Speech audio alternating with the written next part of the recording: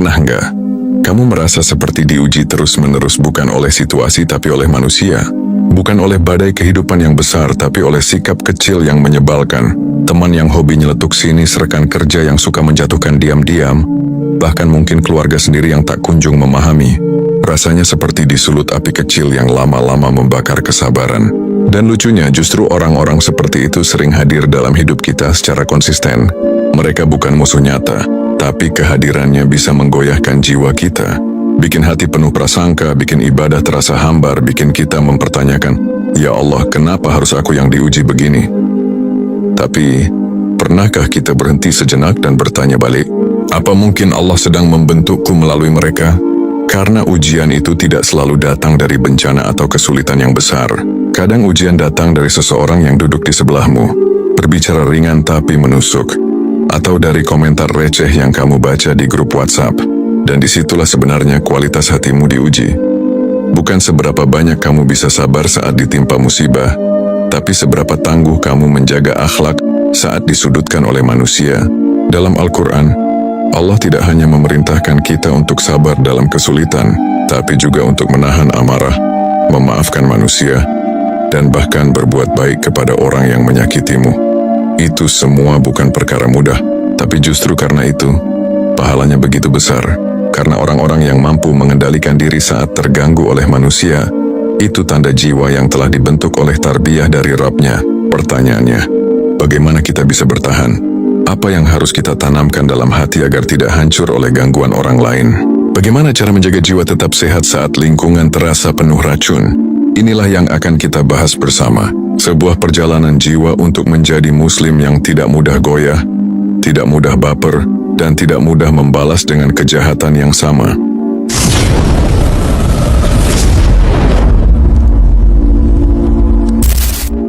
Ujian itu bernama manusia. Setiap orang pasti pernah menghadapi tipe manusia yang menyebalkan, yang suka mencari kesalahan, yang gemar menyindir, yang selalu merasa paling benar, bahkan yang senang meremehkan orang lain. Tipe-tipe ini hadir bukan kebetulan. Mereka adalah bagian dari skenario ujian kehidupan yang Allah atur dengan sangat teliti. Seringkali kita berdoa, "Ya Allah, kuatkan aku menghadapi ujian." Tapi yang kita bayangkan adalah musibah besar, kehilangan harta, kegagalan, atau penyakit.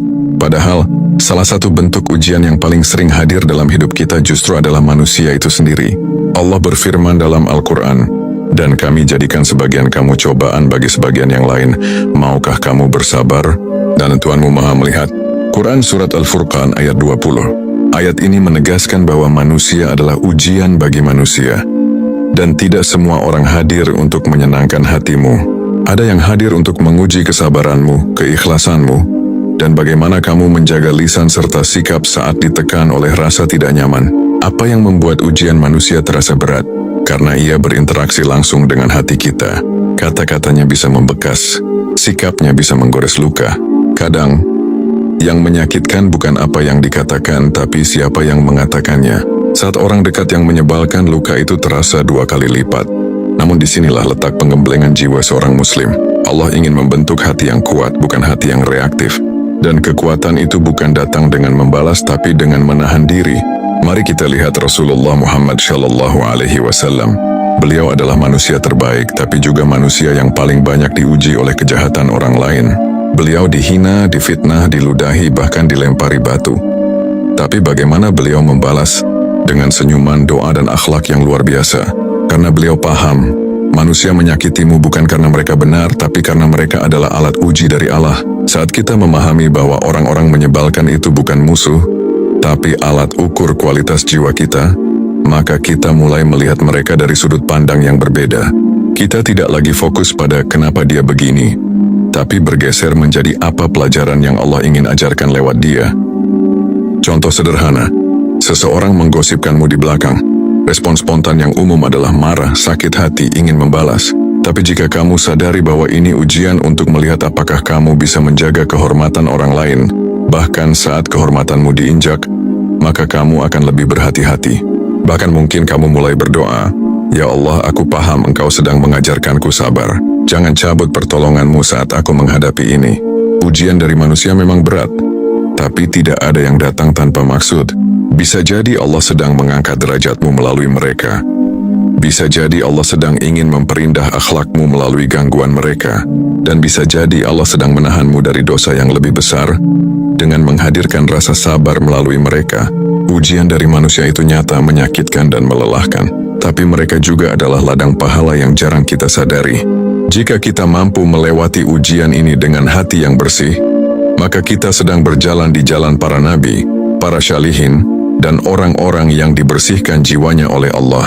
Jadi saat kamu merasa kesal karena disakiti, coba tarik napas dan katakan dalam hati, ini bukan tentang dia, ini tentang aku dan Tuhanku. Bagaimana aku merespons ujian ini akan menentukan kualitas jiwaku. Sabar bukan diam, tapi menguatkan arah. Setelah kita menyadari bahwa manusia adalah salah satu bentuk ujian terbesar dalam hidup, maka langkah selanjutnya adalah membangun respon yang sehat. Dan respon pertama yang harus kita bentuk adalah sabar. Tapi sabar itu bukan berarti diam saja. Sabar bukan tentang memendam semua rasa sampai meledak. Sabar adalah kekuatan untuk tetap memilih arah yang benar. Meski godaan untuk membalas begitu besar, kebanyakan orang mengira sabar itu lemah. Padahal sabar adalah bentuk kendali diri yang hanya dimiliki oleh orang-orang yang kuat jiwanya. Rasulullah SAW bersabda, orang kuat bukanlah yang pandai bergulat, tetapi orang yang kuat adalah yang mampu menahan diri saat marah. Hadis riwayat Bukhari dan Muslim, marah itu manusiawi, tersinggung itu wajar. Tapi apakah kita akan dikendalikan oleh emosi itu? Ataukah kita yang mengendalikan perasaan kita agar tetap sesuai dengan nilai-nilai iman? Inilah inti dari sabar, mengendalikan reaksi agar tetap berada di jalan kebaikan. Sabar bukan berarti kita diam ketika diperlakukan tidak adil, tapi sabar artinya tidak membalas dengan kezaliman yang sama. Sabar bukan berarti pasrah tanpa ikhtiar, tapi sabar adalah memilih cara yang tepat dalam menanggapi ujian, tanpa menurunkan kualitas diri kita sebagai seorang muslim. Contohnya, ketika seseorang menghinamu di depan umum, kamu punya dua pilihan, membalas dengan hinaan yang sama, atau menahan diri dan menanggapi dengan tenang. Ketika kamu memilih untuk menahan diri, bukan berarti kamu kalah. Justru itulah kemenangan besar, karena kamu menang melawan hawa nafsumu. Sabar bukan tentang menelan semuanya, tapi tentang menyaring mana yang perlu ditanggapi, mana yang harus dilewati, mana yang harus dibalas dengan nasihat, dan mana yang cukup dibalas dengan doa. Karena tidak semua gangguan manusia harus dilawan dengan energi yang sama. Ada yang cukup diabaikan, ada yang cukup dimaafkan. Ada pula yang harus disikapi tegas tapi tetap dalam bingkai akhlak Islami. Dalam kehidupan Rasulullah kita melihat banyak momen ketika beliau bersabar. Bukan karena tidak bisa membalas, tapi karena beliau tahu arah yang lebih besar. Beliau tidak membiarkan orang-orang menyakitinya mengubah fokus dakwahnya. Beliau tetap tegas, tapi dengan akhlak yang menjaga martabat. Itulah sabar sejati. Bukan tentang menjadi pasif, tapi tentang tetap memilih kebenaran meski godaan untuk membalas terasa menggoda. Sabar itu bukan produk instan. Ia dilatih dari pertemuan demi pertemuan dengan orang-orang menyebalkan. Setiap interaksi yang menguji kesabaranmu sebenarnya sedang membentuk otot jiwamu. Dan seperti halnya otot fisik, sabar akan makin kuat jika terus dilatih. Namun ingat, sabar bukan tujuan akhir. Ia adalah kendaraan yang akan membawamu pada kedewasaan jiwa, pengendalian diri, dan kemuliaan akhlak. Dan siapapun yang mampu bersabar dalam menghadapi manusia, maka Allah janjikan sesuatu yang istimewa. Sesungguhnya hanya orang-orang yang bersabarlah yang dicukupkan pahala mereka tanpa batas. Quran Surat Az-Zumar ayat 10. Tanpa batas, itu janji Allah.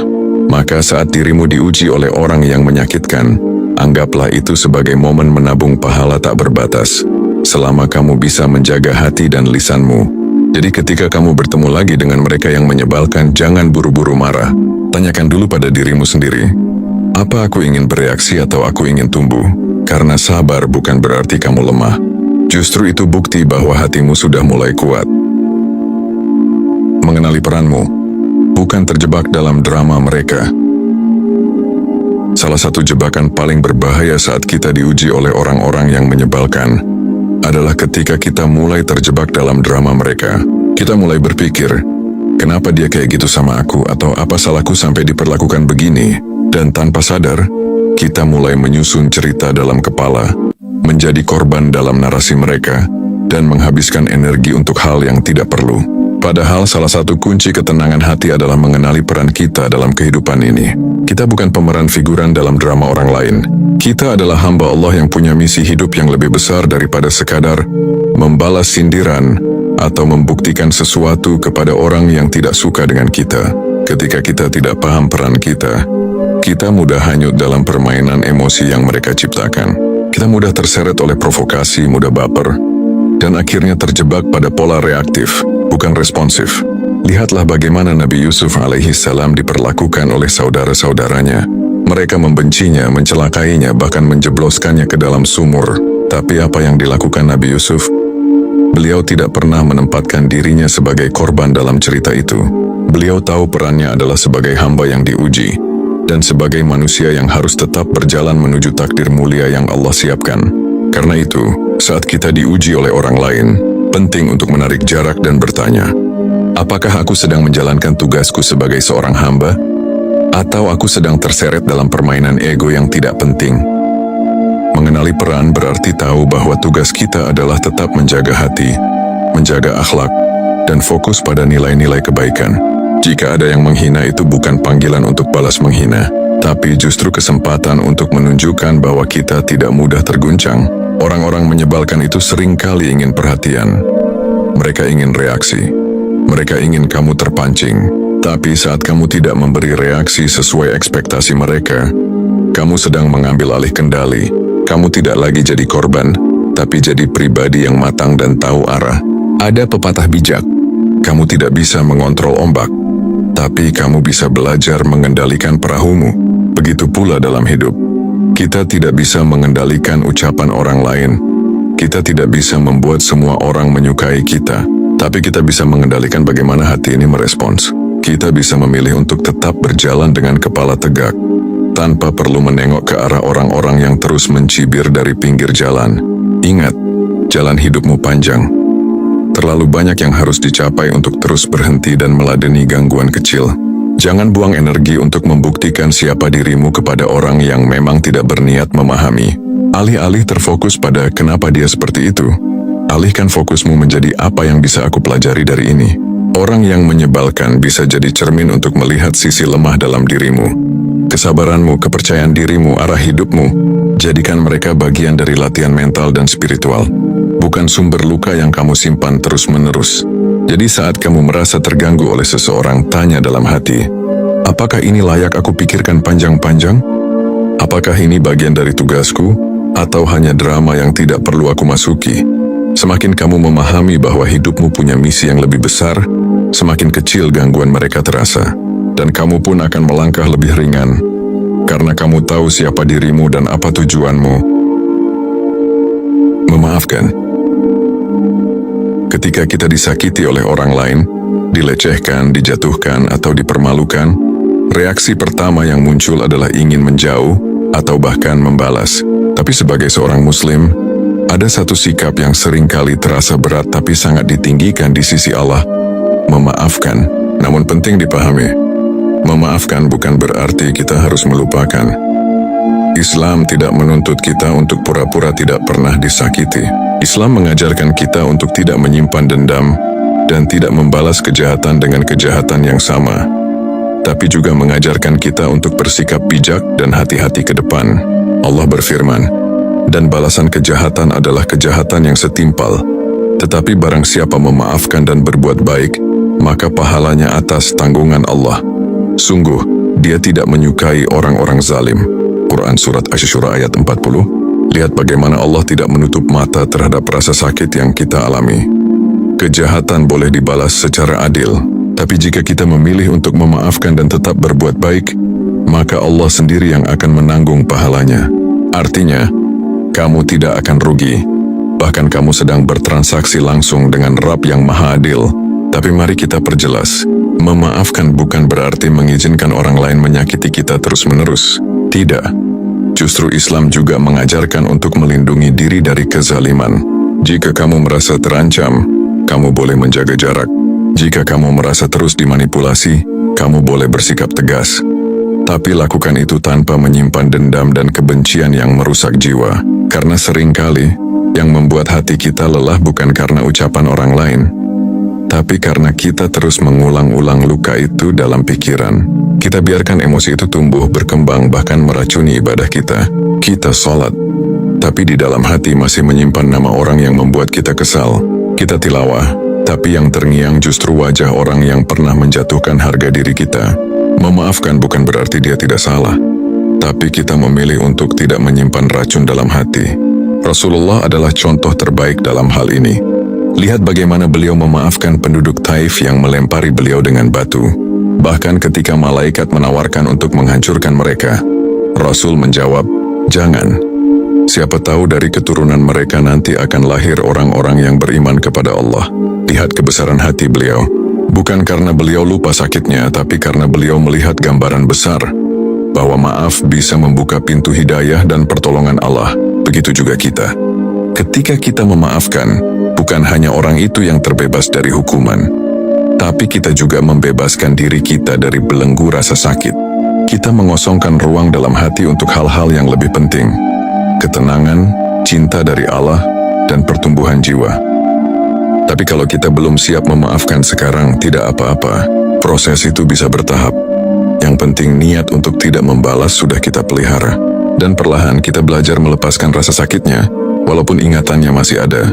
Jadi ketika kamu merasa hatimu masih sakit karena perlakuan seseorang, jangan paksakan diri untuk melupakan, tapi kuatkan niat untuk memaafkan. Katakan dalam hati, "Aku tidak bisa melupakan sepenuhnya, tapi aku ingin merdeka dari rasa benci ini.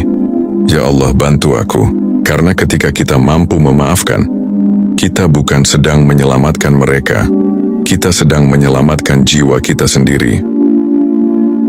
Saat kamu lulus dari ujian ini, Allah yang akan membelamu.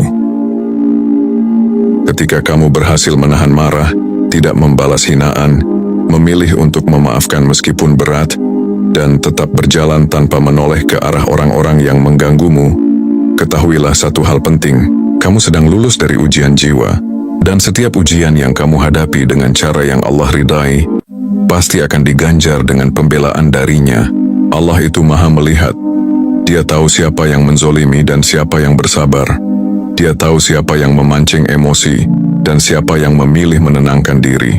Tidak ada satupun air mata yang kamu tahan, satupun makian yang kamu telan bulat-bulat, satupun malam di mana kamu menahan diri untuk tidak curhat di media sosial. Semua itu dihitung, dan tidak ada yang sia-sia. Allah berfirman, "Sesungguhnya Allah bersama orang-orang yang sabar." Quran Surat Al-Baqarah ayat 153. Bayangkan dalam kondisi terlemahmu saat kamu merasa dikhianati, dilecehkan atau diremehkan, Allah justru lebih dekat denganmu. Bukankah itu pembelaan yang luar biasa? Satu hal yang sering kita lupakan, pembelaan dari Allah itu tidak selalu instan, tidak selalu berupa keadilan langsung di depan mata, tapi Allah akan membelamu dalam bentuk yang lebih tinggi. Dengan meninggikan derajatmu, membersihkan hatimu, dan membuka pintu-pintu rezeki serta kebaikan yang tak kamu duga. Kadang kamu hanya perlu bersabar beberapa hari lagi, dan kamu akan melihat bagaimana orang yang menyakitimu mulai kehilangan pengaruhnya. Kadang kamu hanya perlu menahan diri beberapa kali lagi, dan Allah akan kirimkan seseorang yang membelamu tanpa kamu minta. Bahkan bisa jadi orang yang pernah menjatuhkanmu akan datang sendiri suatu hari dan berkata, "Maaf, aku dulu salah menilai kamu." Tapi ingat, pembelaan Allah akan datang hanya jika kita tidak keluar dari batas. Jika kita tidak membalas dengan kejahatan yang sama, jika kita tidak menodai respon kita dengan kebencian yang berlarut, karena siapapun yang memilih jalan keburukan, meskipun awalnya terzalimi, akan kehilangan hak pembelaan dari Allah. Ibaratnya kamu sedang berada di ring tinju kehidupan. Kalau kamu terus bertahan di sisi sabar, Allah akan turun tangan dan mengangkat tanganmu sebagai pemenang. Tapi kalau kamu ikut membalas dengan cara yang tidak benar, kamu turun dari panggung itu dan bertarung dengan egomu sendiri. Saat itulah kamu kehilangan kemuliaan. Maka bersabarlah, bertahanlah. Tidak untuk orang lain, tapi untuk jiwamu sendiri. Karena kamu tidak sedang kalah saat kamu tidak membalas. Justru kamu sedang membuktikan bahwa kamu pantas dijaga dan dibela oleh Rabbmu sendiri. Dan percayalah, ada hari di mana semua luka akan disembuhkan. Ada waktu di mana semua air mata akan diganti tawa. Ada masa di mana kamu akan melihat Semua rasa sabar yang kamu pelihara ternyata adalah benih-benih dari pertolongan Allah yang sedang tumbuh dalam hidupmu. Jadi ketika kamu diuji oleh orang-orang yang menyebalkan, ingat kalimat ini. Aku tidak sedang berurusan dengan mereka, aku sedang diuji oleh Allah. Dan kalau aku bisa lulus, Allah sendiri yang akan turun tangan membelaku. Berjalanlah terus, tidak usah menoleh. Tidak usah membalas, biarkan Allah yang membalas dengan caranya yang jauh lebih adil dan penuh hikmah. Karena saat kamu menjaga jiwa tetap bersih di tengah kotoran emosi manusia, maka kamu sedang berjalan menuju cahaya, dan Allah akan menemanimu sampai ke ujungnya.